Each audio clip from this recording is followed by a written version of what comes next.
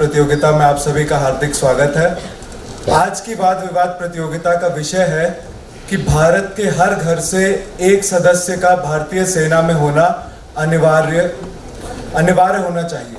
और आज के निर्णायक मंडल के सदस्य हैं ma'am Mukherjee, mister Singh, ma'am Das और मैम बैनर्जी। मैं आपका तहे दिल से स्वागत करता हूं। इससे पहले कि आज की वाद विवाद प्रतियोगिता का आरंभ हो, मैं जल्दी से सभी प्रतिभागियों को एक बार वाद विवाद प्रतियोगिता के नियमों से अवगत कराना चाहूंगा। प्रत्येक सदन से 2 वक्ता होंगे, एक विषय के पक्ष में तथा दूसरा विषय के विपक्ष में। प्रत्येक वक्ता को अपना वक्तव्य रखने के लिए 4 मिनट का समय दिया जाएगा, जिसमें तीसरे मिनट पर एक घंटी बजेगी तथा चौथे मिनट के समापन पर एक लंबी घंटी वक्ता को अपना वक्तव्य जल्द से जल्द समाप्त करने का संकेत देगी। वक्ता के वक्तव्य के समापन पर अन्य प्रतिभागी उससे 2 प्रश्न पूछ सकते हैं और सभी प्रतिभागी इस बात का ध्यान दें कि उनका प्रश्न वक्ता के वक्तव्य पर आधारित या उससे संबंधित हो। यदि किसी वक्ता से कोई प्रश्न नहीं पूछा जाता है तो निर्णायक मंडल को यह पूर्ण अधिकार है कि वह उस वक्ता को पूर्ण अंक प्रदान करे। तो आज की वाद विवाद प्रतियोगिता का मैं आरंभ करता हूं। सर्वप्रथम पाल हाउस से विषय के पक्ष में प्रथा सिंघल।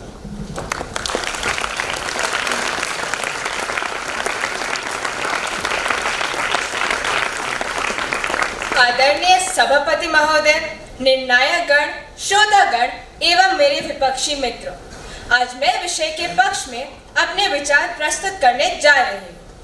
घर में जब घर के बड़े सदस्य हमारे साथ रहते हैं तो हम बच्चे चैन की नींद सोते हैं, और सीमा पर जब वीर सैनिक तैनात रहते हैं तब देश चैन की नींद सोता है। महोदय, आज का विषय कहता है कि भारत के हर घर से एक सदस्य को सेना में होना चाहिए, और मैं इस बात से पूर्ण रूप से सहमत हूँ, क्योंकि अपने अपने घरों में आराम से बैठकर सुरक्षा की मांग करना बड़ा ही आसान काम है।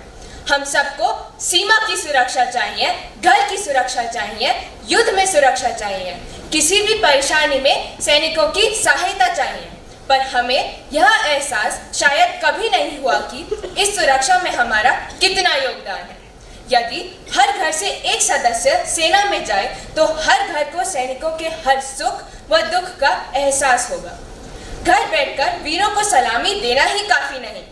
जब हर घर का सदस्य सेना में होगा और सैनिक सीमा पर सर्दी व गर्मी में भी तैनात रहकर हमारी सुरक्षा करेंगे, तब हर घर को पता चलेगा कि सैनिकों के प्रति दिखावे की सहानुभूति नहीं, बल्कि वास्तविक सहानुभूति दिखानी होगी। लद्दाख व सियाचिन की बर्फीली घाटियों की ठंड का एहसास होगा, कश्मीर के हर डर का एहसास होगा।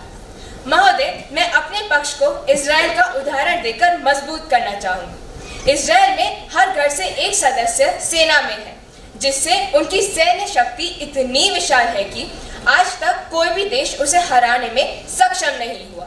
किसी भी देश की मजबूती उसकी सैन्य ताकत पर निर्भर करती है। महोदय, अब मेरे विपक्षी मित्र कहेंगे कि जो लोग शारीरिक रूप से कमजोर हो, व जो लोग डॉक्टर या इंजीनियर बनना चाहते हैं, वो लोग सेना में क्यों जाएं? तो मैं उन्हें यह बताना चाहूंगी कि सेना में होने का अर्थ मात्र सीमा पर तैनात होना नहीं, बल्कि सेना में होकर हम सेना के कार्यालयों में भी काम कर देश की सेवा कर सकते हैं। डॉक्टर व इंजीनियर की जरूरत तो सेना को भी पड़ती है। महोदय, मात्र 15 अगस्त व 26 जनवरी को जो देशभक्ति दिखाने का जो चलन चल चुका है, उस दिखावे से दूर होकर हमें हर घर के एक सदस्य को सेना की सेवा में भेजना जरूरी है। देशभक्ति एक पवित्र भावना है और सैनिक बनकर जीवन जीना एक महानता का काम है। शरीर में पानी नहीं, रगों में रवानी होनी चाहिए, रगों में रवानी होनी चाहिए। इन शहीदों की तरह जो जान दे सके, ऐसा हर घर का हिंदुस्तानी होना चाहिए। महोदय, जो सैनिक वीर गति को प्राप्त होकर तिरंगे में लिपट कर आता है, क्या हम सब तब उस घर के दुख को महसूस करते हैं? नहीं, मात्र कुछ क्षण के लिए बात करी और फिर भूल गए। इसलिए देश एक, सेना सबकी और दर्द भी सबका होना चाहिए। हर घर से जब एक सैनिक होगा तो कोई सैनिक अपने आप को सरहद पर अकेला नहीं समझेगा। फिर कोई नहीं कहेगा कि कश्मीर में ठंड नहीं होती, मुंबई में गर्मी नहीं होती।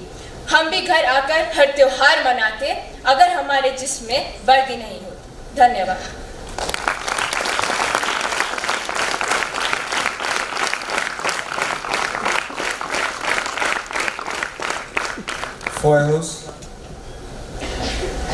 भारत में कुछ 32 करोड़ परिवार तथा घर रहते हैं।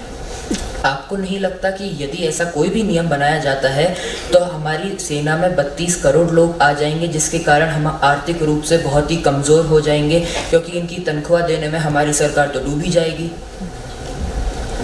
नहीं, मुझे ऐसा नहीं लगता, क्योंकि अगर हमारी सैन्य ताकत इतनी होगी तो हमें और सब चीज़ों में भी तो परेशानी नहीं होगी। और ऐसा नहीं है कि बस आपको सीमा पर तैनात होना है, आप डॉक्टर या इंजीनियर भी तो बन सकते हैं। धन्यवाद।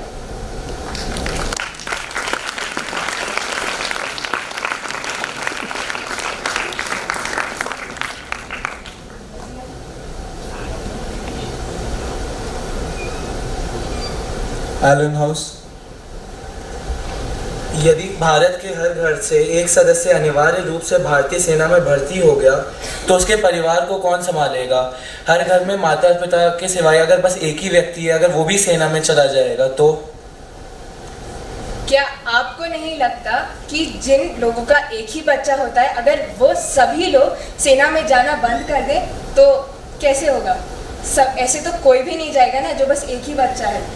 ये तो माता पिता पर निर्भर करता है ना कि वह कैसा सोचते हैं। धन्यवाद। धन्यवाद प्रथा। अब विषय के विपक्ष में पाल हाउस से रेवंत कुमार।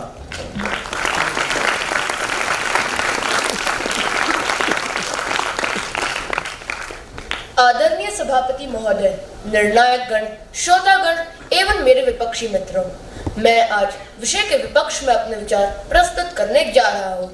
महोदय, आज का विषय कहता है कि भारत में हर परिवार से एक सदस्य को सेना में भर्ती होना चाहिए, और मैं इस बात से बिल्कुल सहमत नहीं। सर्वप्रथम मैं बताना चाहूँगा उन अभिभावकों के बारे में जिनके पास बस इकलौता बच्चा हो। उनके लिए तो अपने बच्चे को दूर जाते देखना बहुत ही कठिन होगा। सेना में भर्ती लोग कई महीनों तक घर वापस नहीं आ पाते। ऐसी स्थिति में उन माता पिता का क्या होगा जो पूरी तरीके से अपने बच्चे पर निर्भर रहते हैं। सेना में भर्ती होना खतरे की बात है। अगर उस इकलौते बच्चे के साथ कुछ बुरा हो जाए तो उस परिवार का क्या होगा जो पूरे तरीके से अकेले रह जाएगी। मेरे विपक्षी मित्र कहेंगे कि सरकार युद्ध में शहीद हुए वीरों की सहायता के लिए धन प्रदान करेगी, पर क्या धन ही सब कुछ है? सेना में भर्ती होने के बाद सैनिकों को कड़ी प्रशिक्षण से गुजरना पड़ता है, और उस कड़ी प्रशिक्षण में सफल होना बहुत ही मुश्किल होता है। तो जो लोग उस कड़ी प्रशिक्षण में सफल नहीं हो पाते, वे मानसिक तनाव के शिकार में आ जाते हैं। भारत की जनसंख्या से तो आप सभी अवगत हैं। अब अगर हर परिवार से एक सदस्य सेना में भर्ती होगा तो सैनिकों के लिए सरकार को बहुत ज्यादा पैसा खर्च करना पड़ेगा, और ऐसी स्थिति हो तो देश की अर्थव्यवस्था बिगड़ सकती है। मेरा विचार है कि एक व्यक्ति बस सेना में भर्ती होकर अपनी देश की सेवा नहीं कर सकता है। वह अपने कर्तव्य का पालन करके किसी न किसी तरह से अपने देश की सेवा कर सकता है। मेरे विचार से हर वह व्यक्ति एक सैनिक होता है जो किसी न किसी तरह से अपने नागरिकों की सहायता करता है। दुनिया में ऐसे बहुत सारे लोग हैं जो सेना में भर्ती नहीं है, पर फिर भी वह अपने देश की ओर समर्पित है। कोविड-19 महामारी के दौरान चिकित्सा विभाग के अधिकारी, अध्यापक गण, पुलिसकर्मी, सफाई कर्मचारी, एम्बुलेंस ड्राइवर जैसे अनेक लोग हमारे लिए सैनिक का रूप धारण कर लिया था। सेना में भर्ती होना गर्व की बात है, और उसके लिए अपने प्राण न्योछर करना अभिमान की बात है। तो अगर हर घर से एक सदस्य सेना में भर्ती हो तो वह उचित नहीं होगा। जैसे एक व्यक्ति के पास अपने कार्य क्षेत्र चुनने की अधिकार है, वैसे ही सेना में भर्ती होना उसकी इच्छा पर निर्भर करता है। यदि एक ऐसा नियम आ जाए कि हर व्यक्ति सेना में भर्ती हो तो जो बच्चा बिना इच्छा के सेना में भर्ती हो रहा है वह वहां के कार्य मन लगा के नहीं कर पाएगा और उचित रूप में नहीं कर पाएगा। अंत में मैं बस इतना ही कहना चाहूंगा कि देश की सेवा स्वाभाविक होती है और अपने अंदर से आती है। हर वह व्यक्ति एक सैनिक होता है जो अपने कार्य मन लगाकर करता है और अपने कर्तव्य समझकर करता है। धन्यवाद।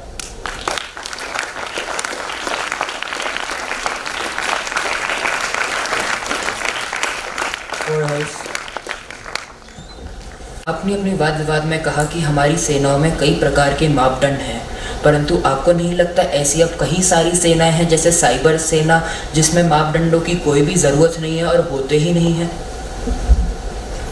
क्या आप अपना प्रश्न दोहरा सकते हैं? आपने अपनी वाद विवाद में कहा कि हमारी भारतीय सेना में कई प्रकार के मापदंड हैं, परंतु आपको नहीं लगता कि आज के ज़माने में कई और सेनाएं आ गई हैं जिसमें मापदंडों की कोई ज़रूरत नहीं है, जैसे हमारी साइबर सेना जो हमको मिसाइलों में हेल्प करती है? प्रश्न के लिए धन्यवाद। मेरे को ऐसा नहीं लगता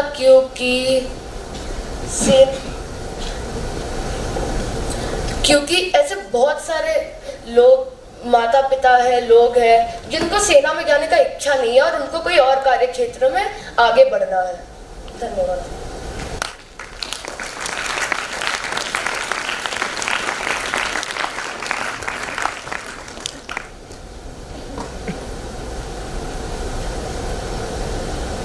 एलन हाउस। आपने अपनी वाद विवाद में कहा कि अगर परिवार में सिर्फ एक ही सदस्य है तो माता पिता जब उसे भेजते हैं तो उन्हें बहुत दुख होता है। आपको नहीं लगता कि परिवार का एक सदस्य भी सेना में होना बहुत गौरव की बात है? देखिए, हमारे भारतीय सेना में पहले से ही 2 करोड़ लोग शामिल हो चुके हैं। मेरे को नहीं लगता कि हमारे भारतीय सेना में और लोग चाहिए। धन्यवाद। धन्यवाद रेवन। अब विषय के पक्ष में एलन हाउस से सौम्या गुप्ता।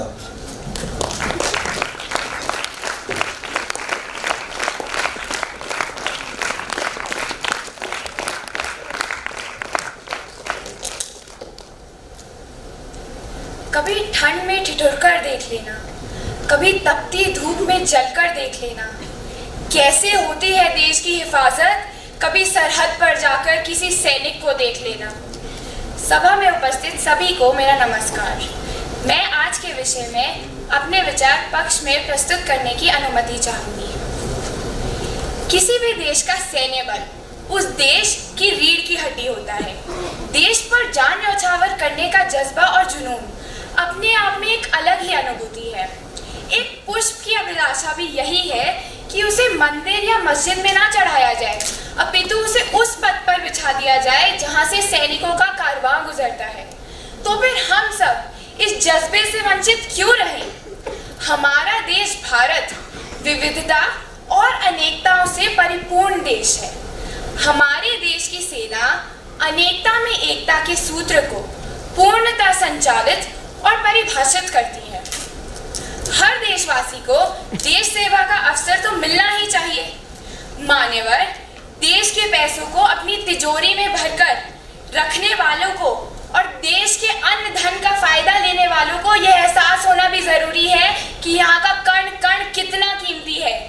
बल्कि मेरा तो यह भी मानना है कि गली मोहल्लों से देश भर की राजनीति में अपना नाम चमकाने वाले परम समाज सेवी राजनीतिज्ञों के लिए चुनाव लड़ने की पहली शर्त फौजी सर्टिफिकेट होनी चाहिए, ताकि मंच पर बोलते समय उनके भावों से देश सेवा की ही रसदार बहे। पंडाल पर से सिर्फ एक ही नारा गूंजे कि ये देश है वीर जवानों का, अलबेलों का, मस्तानों का। और अगर ऐसा होता है तो हमारे देश से भ्रष्टाचार, भाई भतीजावाद, धरने प्रदर्शन और देश के सारे झगड़े खत्म हो जाएंगे। संवेदना की एक ऐसी लहर बहेगी जो तेरे मेरे की भावना को खत्म करके प्रेम के धागों को मजबूती देगी। सेना में रहकर हम अनुशासित और समयनिष्ठ होते हैं। हम स्वयं को एक गहरे स्तर पर परखकर जीवन की विषम परिस्थितियों और चुनौतियों का सामना करने के लिए तत्पर रहते हैं और यही संघर्ष और चुनौतियां हमें समय के साथ और भी परिपक्व बना देती हैं। तूफान तो आते रहते हैं, ठहराव का जीवन व्यर्थ ही है। जिस जीवन में संघर्ष ना हो वह जीवन तो बेअर्थ ही है। सेना में रहकर जो आपका शारीरिक और मानसिक विकास होता है वह सामान्यता नहीं हो सकता। अब मेरे विपक्षी मित्र यह भी कहेंगे कि मात्र सेना ही एक ऐसी जगह नहीं है जहां आपका शारीरिक और मानसिक विकास होता है। तो मैं यह बात स्पष्ट कर दूं कि सेना में जिस तरह के कठिन प्रशिक्षण से आप गुजरते हैं वह कहीं और नहीं सिखाया जा सकता। मान्यवर, यदि परिवार का एक सदस्य भी सेना में होता है तो वह स्वयं तो आत्मनिर्भर और विश्वास से परिपूर्ण होता ही है, साथ ही साथ वह अपने परिवार वालों का सही मार्गदर्शन करता है। अंत में मैं अपनी वाणी को विराम कुछ पंक्तियों से देना चाहूंगी। हम चैन की सांस लेते हैं, बिना डर के सो जाते हैं, ना रात की चिंता ना दिन की खोज, बस अपने में ही रहते हैं। गोलियां जब सरहद पर चलती हैं, गोलियां जब सरहद पर चलती हैं, पहली गोली वो खाते हैं। देश के लिए शहीद भी वो हों और बिना माँ की लोरी के धरती की गोद में भी वही सो जाते हैं। धन्यवाद।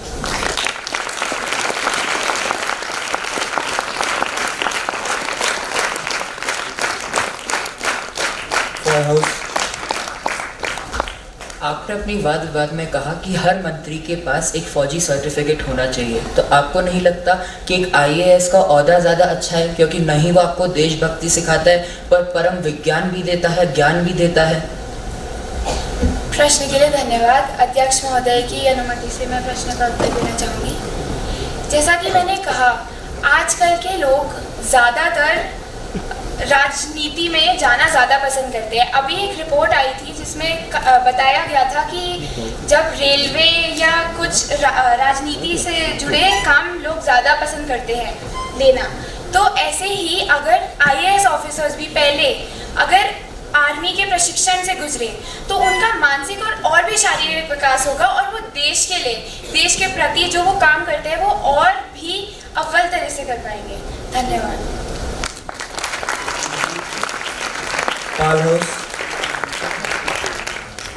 देश की सेवा बस सेना में भर्ती होकर की जाती है, क्योंकि डॉक्टर, इंजीनियर, किसान ये सब भी तो हमारे देश की सेवा ही कर रहे हैं।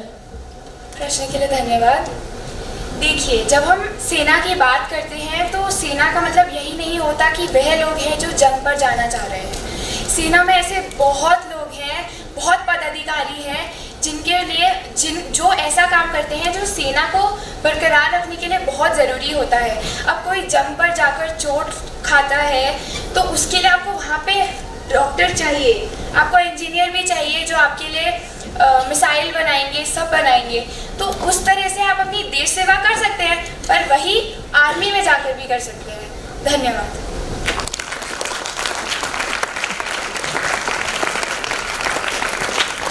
धन्यवाद सौम्या। अब एलन हाउस से विषय के विपक्ष में संकल्प अग्रवाल।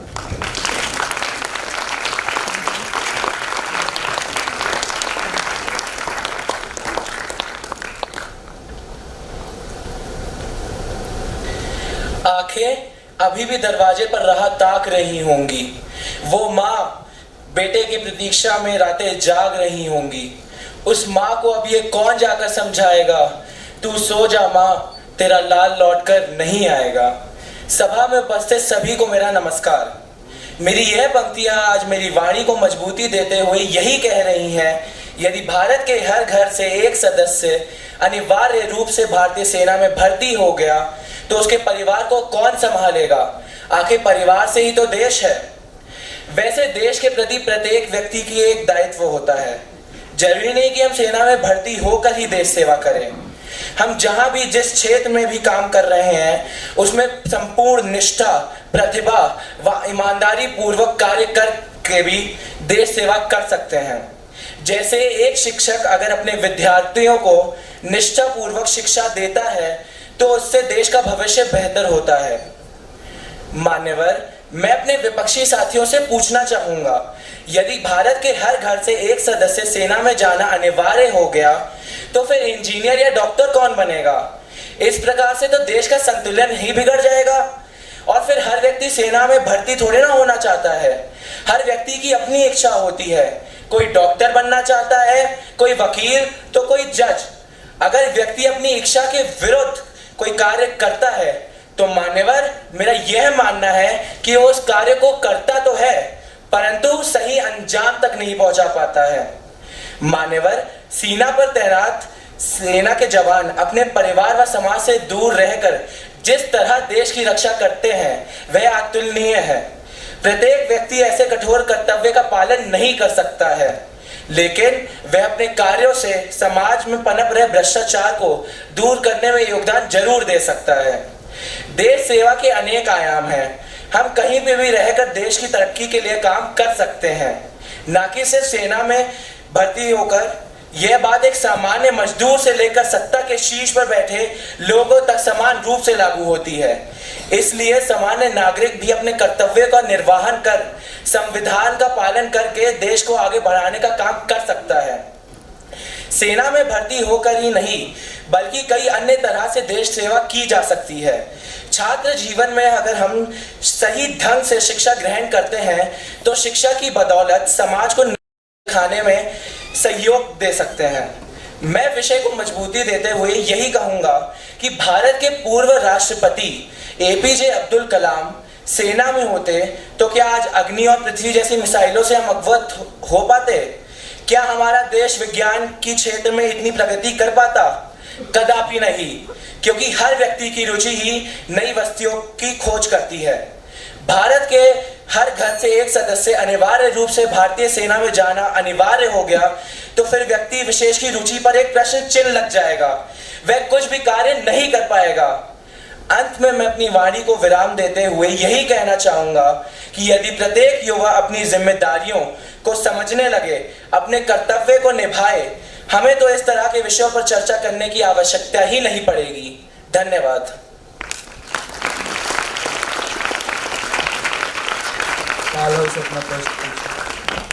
जैसे आपने अपने वक्तव्य में कहा कि एपीजे अब्दुल कलाम जो हमारे पूर्व राष्ट्रपति थे वो पृथ्वी और अग्नि जैसे मिसाइल बनाया करते थे, पर मिसाइल बनाना भी तो एक सेना का ही क्षेत्र होता है। प्रश्न के लिए धन्यवाद। देखिए, उन्होंने जरूर मिसाइल बनाई होगी सेना के लिए, पर अगर जो बाकी सारे साइंटिस्ट हैं अगर उन और जो डॉक्टर हैं अगर उनको सेना में मजबूरन भर्ती कर दिया जाता तो क्या आज हमारे पास और साइंटिस्ट होते? क्या हमारे पास और डॉक्टर होते? धन्यवाद। Condon house.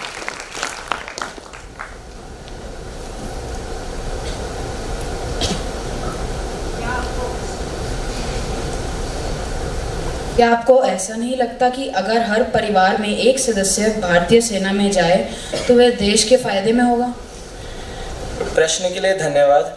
अगर हर परिवार से एक व्यक्ति अनिवार्य रूप से भारतीय सेना में होगा तो उनके परिवार को कौन संभालेगा? आखिर परिवार से ही तो देश होता है। धन्यवाद।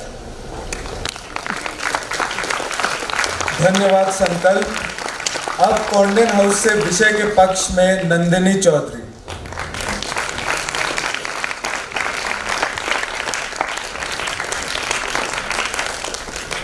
आदरणीय सभापति महोदय, निर्णायक गण, श्रोतागण एवं सभा में बैठे सभी को मेरा नमस्कार।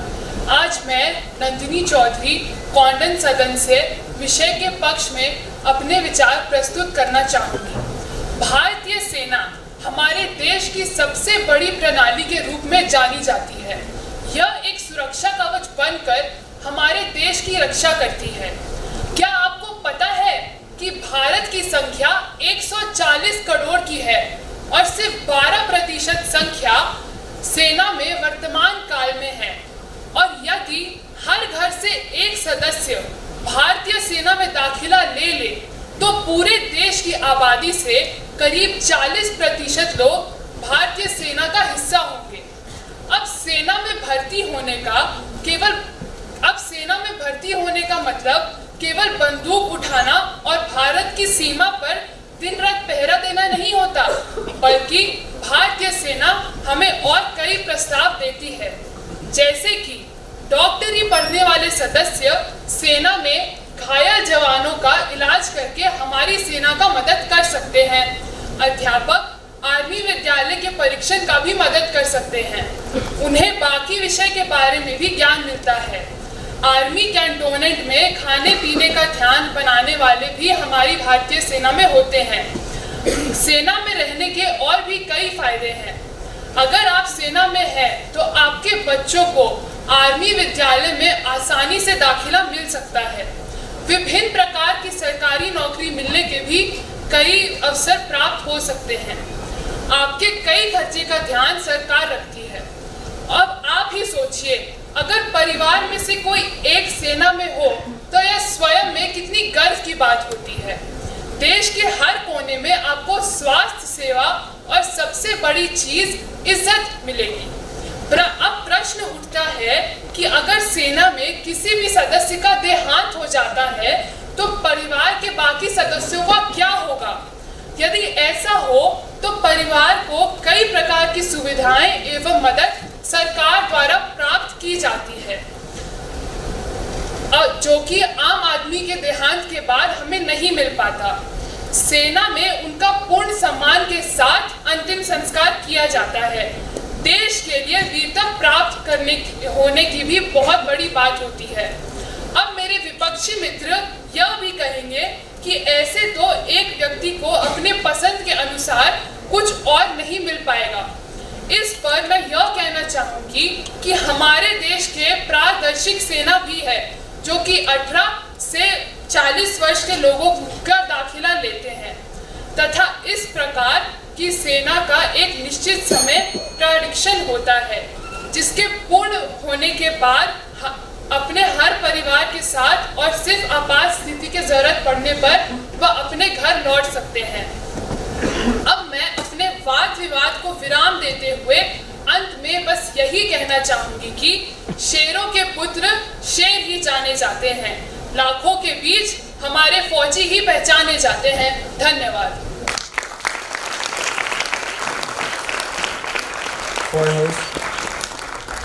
आपने अपनी वाद विवाद में कहा कि ऐसा कोई भी नियम बनाने से हमारे देश में रोजगार होगा, तो आपको नहीं लगता ऐसा रोजगार भी कोई फायदे का नहीं है जहां पर फौजी अपने 2 वक्त की रोटी भी ना ला सकें? क्योंकि ऐसा करने से हमारी सरकार कंगाल हो जाएगी और महंगाई अपनी चरम सीमा पर पहुंच जाएगी। आपके प्रश्न के लिए धन्यवाद। मैं ऐसा मानती हूं कि हमारी सरकार एक बहुत हिसाब से चलने वाली सरकार है। अगर वह कुछ ऐसी चीज करने की सोचते हैं तो वह कुछ सोच के ही करेंगे और यह घोषणा तभी होगी जब उन्हें पता होगा कि वह ये सब कर सकते हैं। धन्यवाद।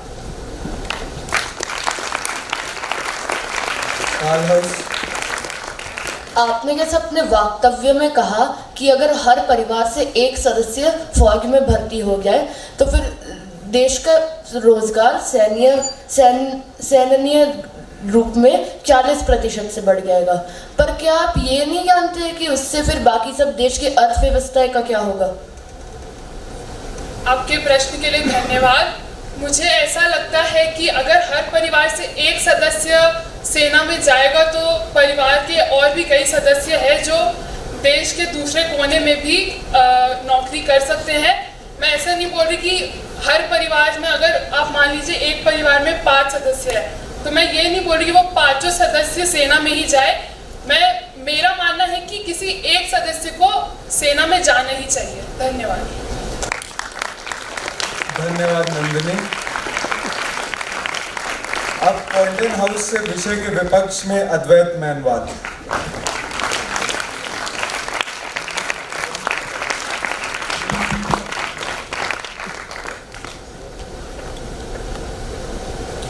आदरणीय सभापति महोदय, निर्णायकगण, श्रोतागण एवं मेरे प्रिय सहपाठियों, मैं आज की वाद विवाद की विषय के विपक्ष में अपने विचार प्रस्तुत करना चाहूँगा।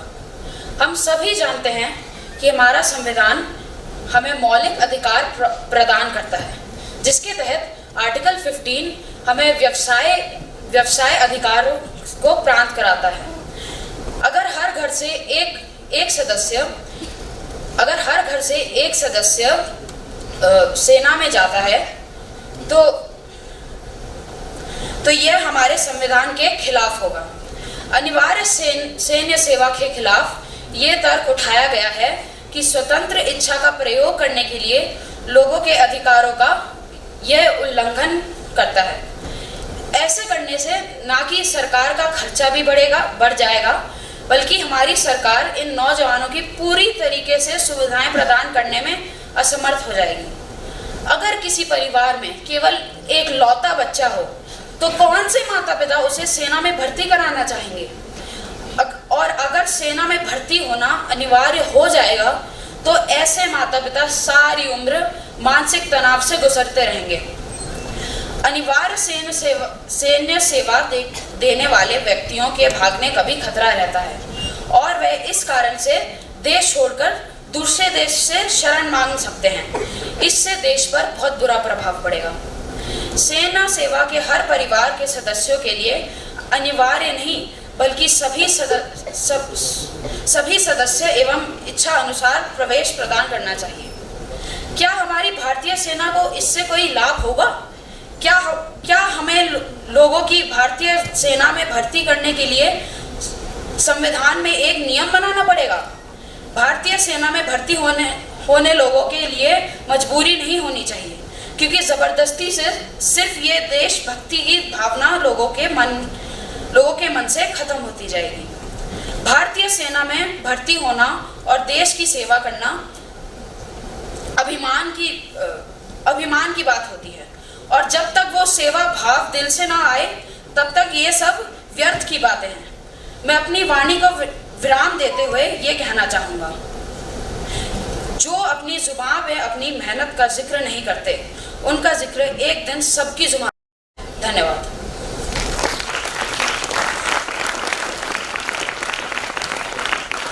Four House.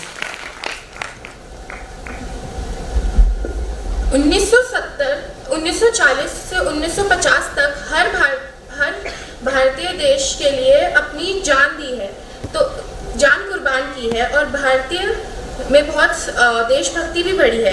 अतः अगर ऐसी कोई योजना घोषित होती है तो इससे क्या भ्रष्टाचार, आतंकवाद कम नहीं होगा? आप अपना प्रश्न दोहरा सकती हैं? 1940 से 1950 तक भारतीय लोगों ने देश के लिए अपनी जान कुर्बान की है और इससे भारतीयों में बहुत देशभक्ति बढ़ी है। क्या अगर ऐसी कोई योजना घोषित होती है तो लोगों में भ्रष्टाचार एवं आतंकवाद कम नहीं होगा? मेरे को ऐसा नहीं लगता है कि आतंकवाद कम होगा, क्योंकि चाहे अगर हर परिवार से एक सदस्य सेना में जाता है, वो बहुत आतंकवाद फिर भी हैं जो खतरा ले सकते हैं हमें।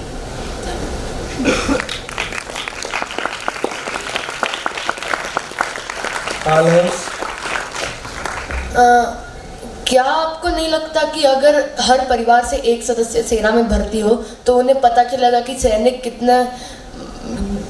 हर दिन रात मेहनत करते रहते हैं और उससे लोगों की देशभक्ति बढ़ेगी और उससे उन्हें सैनिकों की मूल्य पता चलेगी? प्रश्न के लिए धन्यवाद। हर परिवार से एक सदस्य जाएगा तो बहुत लोग हैं हमारी सेना में जो ढंग से काम नहीं करते हैं और उनको बहुत लोग सेना में ढंग से काम नहीं करते हैं। धन्यवाद। धन्यवाद अद्वैत। अब फॉर हाउस से विषय के पक्ष में सुहानी अग्रवाल।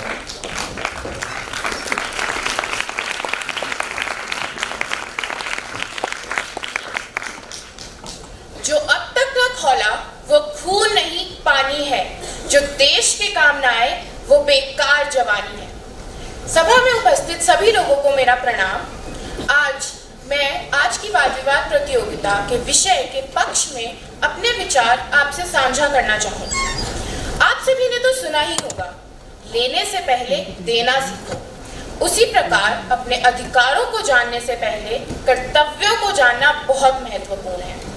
आजकल के लोग तो मानो अपने कर्तव्य भूल ही गए हैं। अपने हकों से वंचित होने पर तो सड़कों पर उतर विद्रोह करने चल पड़ते हैं, फिर अपने फर्ज क्यों भूल जाते हैं? ये मातृभूमि जो हमें जीवन देती है, क्या उसके प्रति हमारा इतना भी फर्ज नहीं बनता? योगदान तो कई तरीकों से दिया जा सकता है, परंतु रक्षा करने से बड़ा कोई योगदान नहीं होता। अगर हर परिवार से एक सदस्य सेना में हो तो उससे उसके परिवार में देश प्रेम जागरूक रहता है, जिससे देश के गद्दारों की संख्या बहुत हद तक कम होती है, जिससे आतंक भी कुछ हद तक थम जाता है। अगर ऐसी कोई योजना घोषित होती है तो अवश्य ही प्रशिक्षण केंद्र खोले जाएंगे, जहां पर लोगों को प्रशिक्षण एवं तैयार किया जाएगा सेना के लिए। इससे गरीब अपने बच्चों को प्रोत्साहित करेंगे सेना में जाने के लिए, क्योंकि वहां तनख्वाह ज्यादा है, जिससे गरीबी भी दूर होगी। इससे सेना में फौजियों की ही कमी नहीं होगी तथा देश को लाभ होगा। बालासोर में अम्बा कुंदुची नामक एक गांव ने प्रण लिया है कि वह हर घर से एक व्यक्ति सेना में भेजेंगे। आज 4 साल बाद सेना में वहां से 15 लोग हैं और कई आने को तैयार हैं। विरोधी दल ये दावा करेगा कि देश के लिए हम अपने अरमानों पर पानी नहीं फेर सकते, आखिर उन्हें भी पूरा हक है अपना व्यवसाय चुनने का। तो इसका सीधा साधा उत्तर ये है कि हमारी सेना में सिर्फ फौजी ही नहीं अपितु 17 अलग अलग शाखाएं होती है, जिसमें army medical corps, army of engineers, army of signal आदि आते हैं, जिसमें इंजीनियर से लेकर डॉक्टर दोनों की जरूरत होती है। इससे आपको अपने सपनों का बलिदान दिए बिना भी आप सेना में जा सकते हैं। हर परिवार से एक व्यक्ति सेना में होगा तो उससे बेरोजगारी बहुत कम होगी। इसका मुख्य कारण ये है क्योंकि हर घर से एक व्यक्ति सेना में जाने का अवसर प्राप्त करेगा। ये योजना सिर्फ लोगों को सेना में भर्ती करने के लिए नहीं, अपितु लोगों को सक्षम बनाने के लिए है, ताकि वह हर कार्य निपुणता पूर्वक कर पाए। इस कदम से युद्ध की स्थिति उत्पन्न होने से बचेगी, क्योंकि जब दोनों देशों के हर एक घर से एक व्यक्ति सेना में होगा, जब प्रधानमंत्री का भाई या बहन सेना में होगी, तो बिना कुछ सोचे समझे युद्ध की घोषणा करने की जगह वह हल निकालने की सोचेंगे। इंसान का तो फितरत ही मतलबी है। दूसरों के प्रिय लोगों को मौत के दलदल में फेंकना बहुत आसान है, परंतु अपने लोगों को कष्ट सहता देखना बहुत मुश्किल। एक सैनी ने क्या खूब कहा है, यूं तो 2 पल की जिंदगानी में ऐशो आराम ही काफी है, पर जुनूने देशभक्ति को शहादत का अरमान भी काफी है। लड़ने वाले तो धर्म जाति के नाम पर भी लड़ते हैं, हम फौजी लड़ते हैं देश के खातिर, बस ये सुकून ही काफी है। धन्यवाद।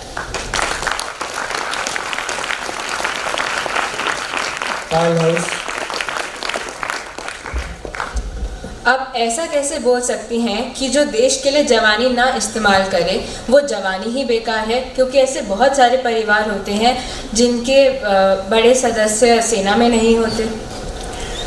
आपके प्रश्न के लिए धन्यवाद। मैं ऐसा इसलिए कह सकती हूँ क्योंकि जो देश हमको जीवन देता है, हमको खाना देता है, हमको रहने के लिए जगह देता है, क्या उसके प्रति हम इतना भी फर्ज नहीं अदा कर सकते? अब वो हमसे हमारी जान तो नहीं मांग रहे हैं। हम अगर सेना में भर्ती होकर आपातकाली सेना के रूप में रहें तो उससे हम अपने सपनों के साथ साथ सेना में होने का फर्ज भी अदा कर पाएंगे। धन्यवाद।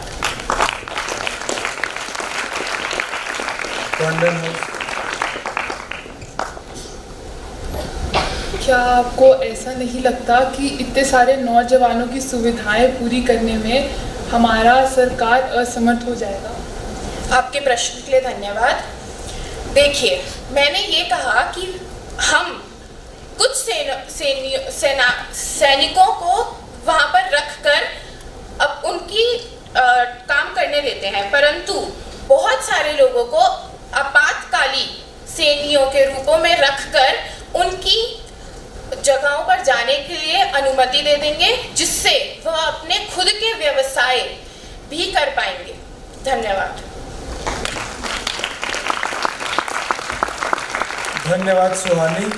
अब फॉय हाउस से विषय के विपक्ष में अचिंत्य बंसल।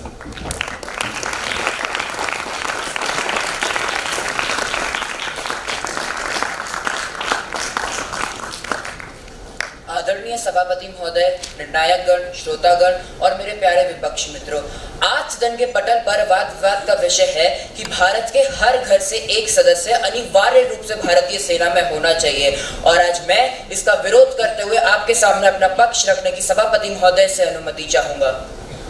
भाइयों और बहनों, ऐसा कोई भी नियम बनाना जिसके तहत भारत के हर घर से एक सदस्य को भारतीय सेना में जाना पड़े बिल्कुल निरर्थक है, क्योंकि भारतीय सेनाओं के खुद के मापदंड हैं, और यदि ऐसा कोई भी नियम बनाया जाता है तो यह सारे मापदंड खत्म कर दिए जाएंगे, जिसके कारण हमारी सेना में तो विकलांग लोग भी भर्ती हो जाएंगे। इतना ही नहीं, ऐसा नियम बनाने से हमारी सेना में वह लोग भी आ जाएंगे जो कभी सेना के लिए बने ही नहीं थे और हमारी सेना में कभी आना ही नहीं चाहते थे, जिसके कारण हमारी सेना की कार्य क्षमता बहुत गिर जाएगी।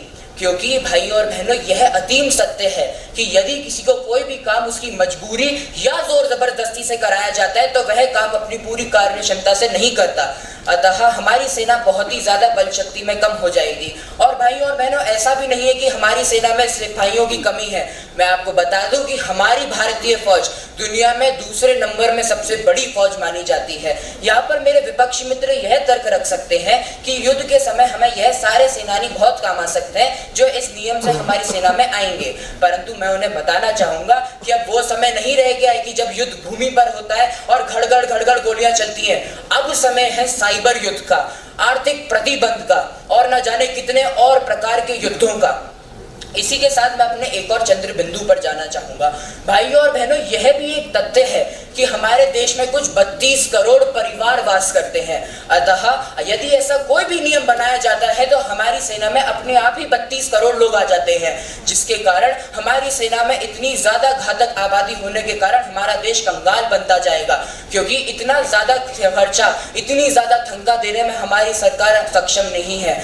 और ऐसे रोजगार भी कोई फायदे का नहीं है जिसमें यह सेनानी अपने बच्चों, अपने परिवार की 2 वक्त की रोटी भी नहीं ले पाएंगे, क्योंकि ऐसा करने से इतनी सारे खर्चे के कारण दाल भात के भी दाम अपनी चरम सीमा पर पहुंच जाएंगे। कल को दाल भात अपने सोने के दाम होंगी, क्योंकि ऐसे नियम बनाने से हमारी सरकार कंगाल हो जाएगी और पैसा जनरेट करना चाहेगी। अंत में मैं अपनी वाद विवाद को यह कहकर विराम देना चाहूंगा। भू के मानचित्र पर अंकित त्रिभुज, यही क्या तू है? नर के नभ प्रचर की हर कल्पना, यही क्या तू है? भेदों का ज्ञाता, निगुणताओं का ज्ञानी है। मेरे प्यारे देश, नहीं तू पत्थर है, पानी है। जड़ताओं में छिपे किसी चेतन को नमन करूं मैं, तुझको या तेरे नदीश, गिरी, वन को नमन करूं मैं। मेरे प्यारे देश, देह या मन को नमन करूं मैं। किसको नमन करूं मैं भारत, किसको नमन करूं मैं? धन्यवाद।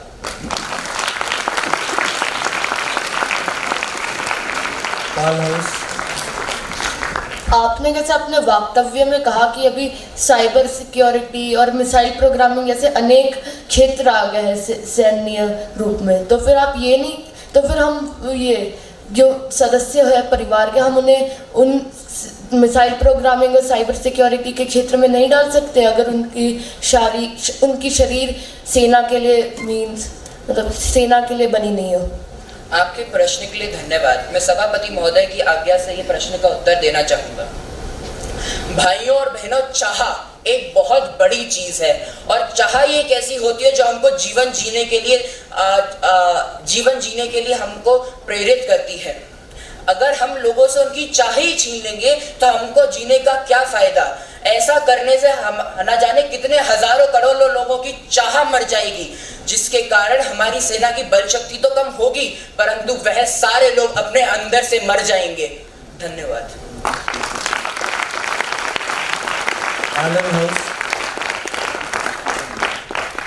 अभी 16 देश ऐसे हैं इस दुनिया में जहाँ पर ये नियम पहले से आने वाले हैं, तो जब एक व्यक्ति सेना में जाता है तो वो और भी परिपक्व बन जाता है। तो आपको नहीं लगता अगर हर परिवार से एक सदस्य जाएगा तो वह उसका शारीरिक और मानसिक विकास और भी अच्छे से होगा? धन्यवाद।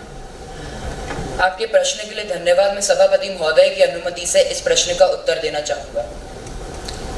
भाइयों और बहनों, वह जो 16 देश है उनकी आबादी बहुत कम है और वहां पर ऐसा नियम इसलिए बनाया गया है क्योंकि उनकी फौज की भी आबादी बहुत कम है। और रही बात मानसिक और शारीरिक विकास की, वो कहीं पर भी हो सकता है। यदि कोई चाहे तो वाइनबर्ग आइलैंड जैसे स्कूल में भी आकर अपना शारीरिक विकास और मानसिक विकास भी कर सकता है। और भी कई सारे तथ्य हैं जहां से मानसिक विकास हो सकता है, जैसे IAS की परीक्षा के लिए तैयारी करना या IIT की परीक्षा के लिए तैयारी करना।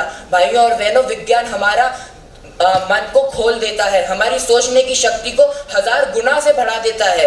अतः अगर मानसिक विकास की ही बात आती है तो न जाने कितनी सारी श्रेणी है जहां पर जाके हम अपना मानसिक और शारीरिक विकास कर सकते हैं। धन्यवाद। धन्यवाद चिंतन।